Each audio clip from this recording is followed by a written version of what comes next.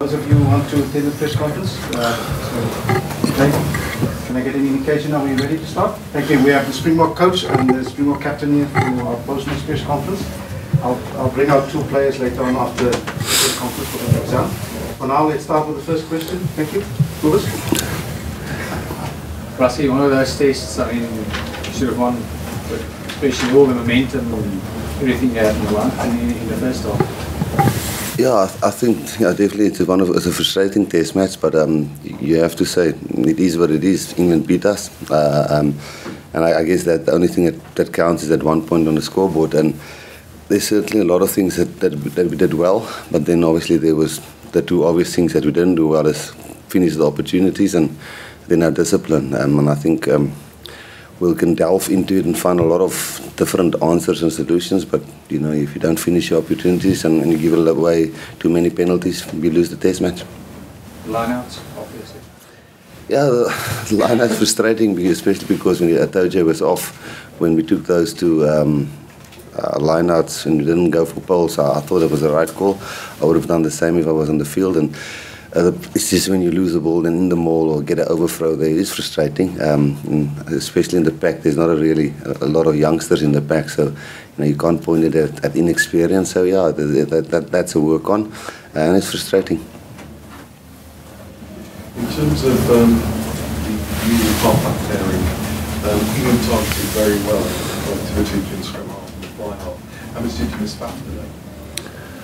I actually thought all the youngsters did really well. I don't think you can always expect two young nines like Ambrose and even to come and control the game like 30-year-olds or 50 cappers. Or I think for them games like this is sometimes just a learning curve, and then a lot of players around them must help them through times like this.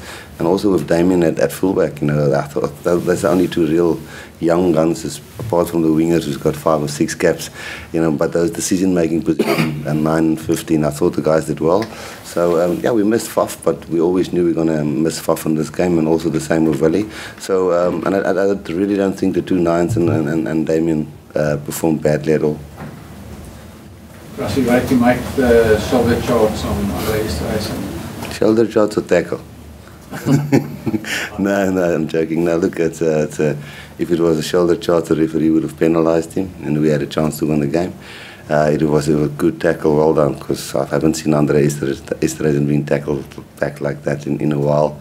If it was all legal, which I didn't have a good look at on the replay, then we should start tackling like that. It's obviously something that's really effective, and if that's allowed, we should look onto it and execute it like that. Rassie, Evan's injury? Evan looks pretty bad. I think he'll definitely be out for next week, and I think maybe for this tour, he looks, the way he's walking, and obviously I'm not a medical doctor, but the way he's walking and it doesn't look great. It looks like an ankle/foot injury, so I think it's going to be a while. Rassie, if you said that New Zealand were a little bit ahead of the rest of the pack at the moment, a lot of the other sides, Ireland, Wales, England, South Africa, seem to be at a very similar level. Where would you put England's performance today? Where would you put South Africa? The world rankings is there for one to see, and I don't know how much one must read into that. And obviously, England is way above us in the world rankings, and that's why when we come here and people say we should win the match, if you look at the world rankings, we shouldn't actually stand a chance. So yeah, it's difficult to comment on that. But I think in terms of, you saw the last 2 games we played against New Zealand, and we've seen some test matches where Ireland pipped New Zealand in crucial matches. So I think New Zealand is clearly number 1, and I think Ireland is clearly number 2. But I think the other boys are catching up, and surely on the day anybody can beat anybody. Rassie, what was it most about that Owen Farrell tackle that upset you? Was it the height of the tackle, or was it the not wrapping the arm enough? No, nothing upset me. If it was legal, we just have to latch on and do it the same. And nothing irritated me. If it was legal, we should just do it because it's very effective. And you can't let, obviously to tackle a guy like Andre Esterhuizen like that and stop him in his track, that's unbelievable. So we'll just have to try and practice that. Sense of a bit of sarcasm there, is that correct? No, not at all. Not at all. No, I just really think it's really effective, man. Okay. Any questions to Sia? Yeah, just coming back to the lineouts, what are you putting down to? You think it's communication or?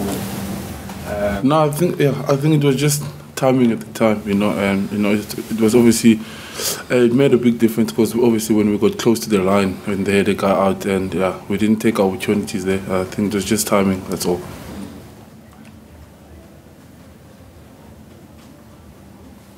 Thank you very much. Thank you. Thanks.